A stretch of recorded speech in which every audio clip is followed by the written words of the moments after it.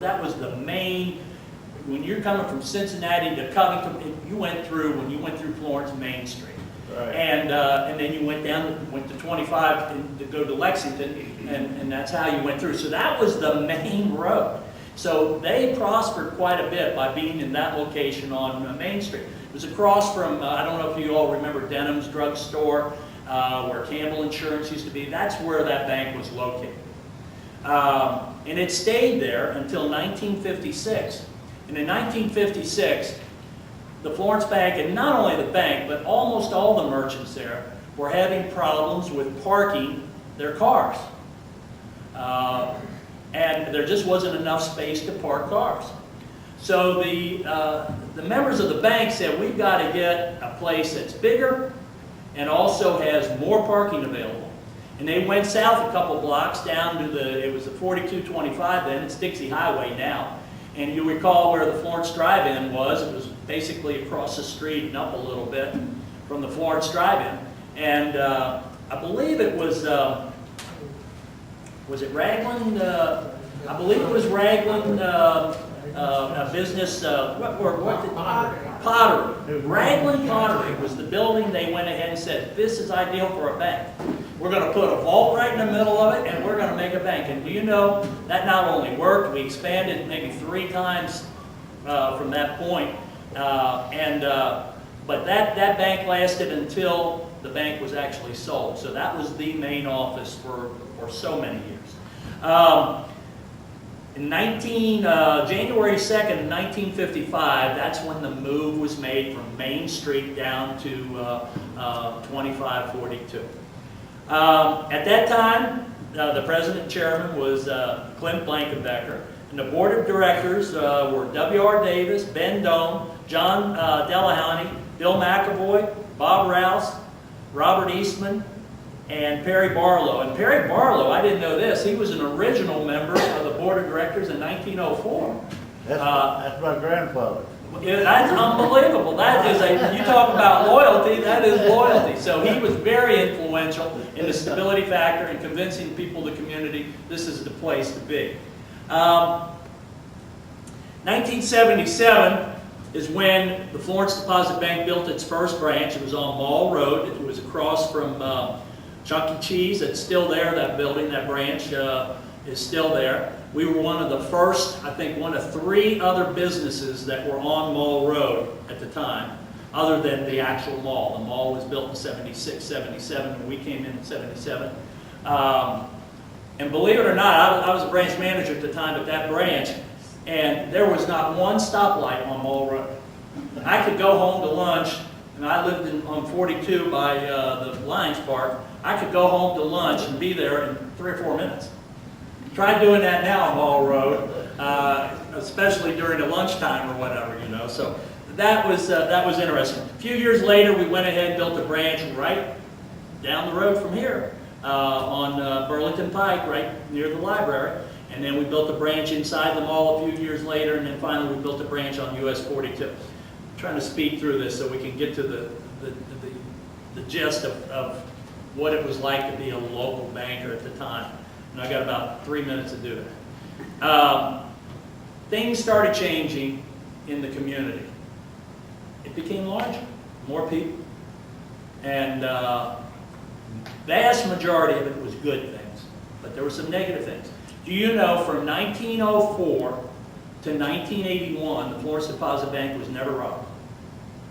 And from 1981 to 1989, when we sold the bank, it was robbed 4 times.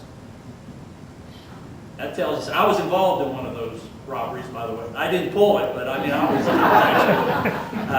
actually, it reminds me of a story of the hooded robber comes in the bank and he says, I want all your money. He goes to the teller and gets all the money to dump it in the bag, and he starts to go out, and one brave customer pulls that hood right off of this guy. He shoots him immediately. Then he turns around, he looks, and he sees the teller's looking right, and shoots her. Then he screams out and he says, did anybody else see my face?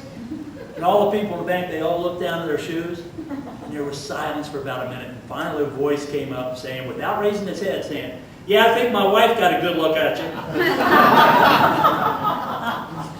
I don't think that actually happened. But actually, in '81, when we had the robbery, I remember, Beth remembers that, the guy came in with a hooded mask and said, "This is a robbery," whatever, and I was closing out a loan in my office, and he wasn't prepared to have anybody on his flank over here. He was looking at the tellers. He never even got to the teller window because he got so upset and nervous seeing people on the other side of him. He sticks a gun right to the one of our customers' head who was bringing a change order in, takes that bag and takes out the door, and I look out the window and I see he's parked in head first. I mean, instead of having that car running, ready to go, he's in there, and I said, he's going behind that mall, and he's going to dump the car and exchange cars. So I jump in my car, I locked the doors, followed procedure, I locked the doors so he couldn't come back in and take hostages. I followed him, and by the time the police came, they had an all-points bulletin on my car because they didn't know what the other guy was driving. So all three, at an intersection, the police all got us right together, you know, and we kind of worked out who was the guilty one, you know. And this guy did not have a record, had never been arrested before, he'd been laid off work. His dad called me about a week later and wanted to apologize for his son. But the gun was fully loaded, it was, you know. So anyhow, I get back to the bank, and I'm feeling pretty good about, you know, well, we caught this guy, this was good, you know. Well, about an hour later, the FBI come. Bruce knows how they work, and they laid me out unbelievable, you know. Where does it say a procedure that you get in a car and pursue? You know, because it was something like, you know, smoking the bandits. We go behind Sears building, and he sees that I'm behind. I'm trying to get the license number because I just knew he was going to dump his car. He didn't. He hits about 70 miles an hour. He's running cars off behind the mall back there, and I'm trying to keep up with him. By the time we get out on Mall Road, that's when the police got us, you know. And but that was an experience in itself. And I guess basically what I'm saying is things change. When I started, the personal effect in banking was so big. Everybody knew everybody. Beth, you can tell, as a teller, Beth was the head teller at our, you knew everybody. They knew you. When I first started working in high school, I changed the sign. Remember, they used to have the big marquee. That was one of my responsibilities. I changed the sign. And Chief, you all remember Chief Bill J., who was the police chief for a long time at Florence. I'd be out there with that big, you know, pole, and I'm changing that sign, and he'd pull up, and he'd stop on Dixie Highway. That shows how much traffic was going on then. And he'd go, "Boy, that's a little off to the right a little bit. You need to straighten that out, you know." And then he would say, "I tell you, you got future in this business. You can work your way up to the Florence Drive-In pretty soon, you know." So, but that's how it was. It was a personal effect. And as the years went on, and the larger you became, you lose that personal effect. And it's sad. It really is. And when we sold the bank, it was in October of '89. We weren't the first bank in Boone County to sell, but we knew we shouldn't be the last bank. And so when we sold that bank in '89, I knew it was never going to be the same. And so that's when I said, I'm leaving. And and 2 years later, I had to stay on the board, but 2 years later, or going on 3 years later, sold to Bank One. And then 3 years after that, J.P. Morgan Chase bought. So where you see the J.P. Morgan Chase, that's where the old Florence deposit is. So, hey, it's good talking to everybody. It brings back a lot of memories. It was a lot of help. And once again, I thank the Berkshires for putting all that together, all the, and I've got a couple pictures of the Florence Deposit Bank myself. You can pass around in the first small branch, but they went to a lot of trouble putting everything together. So thank you very much. Oh, you got some more information to pass out? Dennis, this is 5 pages of the history of Florence Deposit Bank that we fixed up to give to everybody. That's wonderful. Thank you very much. And thanks for having us here, okay?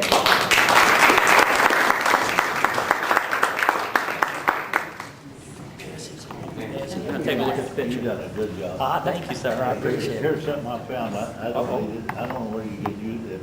It's a statement of bank statement. Okay, well, I appreciate it. He's presenting that to you. Thank you, sir. I appreciate it. We used to deal.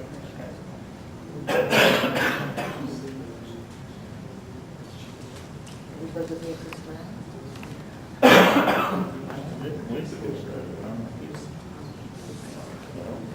So are we ready? We're ready. Hi everyone, my name is, and I apologize, I got a cold, and so my voice is not strong to begin with, so I'll do the best I can, and hopefully everybody can hear me okay. I feel really good at Dennis. Just went in and took my other 10 or 15 minutes here actually. He does such a good job. When I knew Dennis was coming, I was like, oh, I hope I don't have to follow Dennis. So here I am. So I'll do the best I can. If you don't mind, obviously we're here to talk about Boone County, and specifically the Bank of Boone County, which is the bank I actually work for now, which of course has changed its name to the Bank of Kentucky. But as well, I'd like to go ahead and just paint a little bit more the picture, if you will, of banking, as Dennis did an excellent job describing, just so you know a little bit of my background and how I got to be where I'm at today in this area. So I started actually with a bank, as Betsy mentioned. It's called American National Bank, and I actually started on November the 19th, 1984, so obviously just a couple of days ago. It was 29 years. And the bank, if anyone's familiar at all, American National, was located in Newport. And I was at the corner of 7th and Monmouth Street. And at the time, that particular bank had 4 offices, which was pretty big size at that time. We were less than 100 million in assets. The biggest bank in '84 was probably only, I keep looking over here at Dennis to help me out, probably about 175 million, I was going to say, tops. And those two banks were Covenant Trust and People's Liberty. When they were basically neck and neck in that. So I can remember when they hit 200 million, which was a big deal at the time. Little couple side notes before I get into our bank. American National was originally, just so you know, it was actually started back in the 1880s, and it was originally called the German National Bank. And that bank, the German National Bank, actually had its roots with the Taylor and Sons Bank. If anybody is familiar with the Taylor name at all in Campbell County, the Taylors actually, they're supposing, some of this is hearsay on my part, what I've been told over the years is that their claim to fame, if you will, is Mr. Taylor actually had married George Washington's niece. And through the family connections, if you will, part of Newport apparently was the Revolutionary War soldiers were given land for their service to the country at the time, the new country. So anyway, that's supposedly a little, carrying through there. And the name was changed, and obviously in World War I was. Of course, we were at war with Germany, so they changed the name to the American National Bank. And as you know, a lot of you all probably know, during that time period, they changed a lot of the street names. Mayo became Saratoga. We have Monmouth Street. We have York. Of course, all these were battles that took place in the Revolutionary War. So that's kind of how, a little bit background on American National. As I said, I started back in the early 80s, and it really was, at that point in time, the industry had pretty much not changed at all in the last maybe 75 years or more, 100 maybe. And specifically, what you saw during this time frame, say from the from the 30s, right after the Depression, is the Glass-Steagall Act came into play.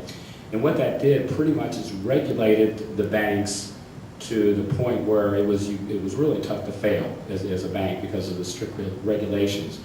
The one old joke that was told to me, and it's not that funny really, but I'll tell you anyway, bankers always went by the 363 rule, 363. I don't know if you ever heard of that or not before, but basically you would bring money in at 3%, okay, which was regulated, and then you would lend money out at 6%, which was regulated, and then you were on the golf course by 3 o'clock, because that was how, banking wasn't really that difficult at the time as far as with the regs.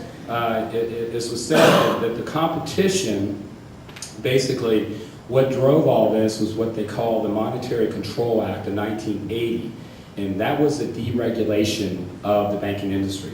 So what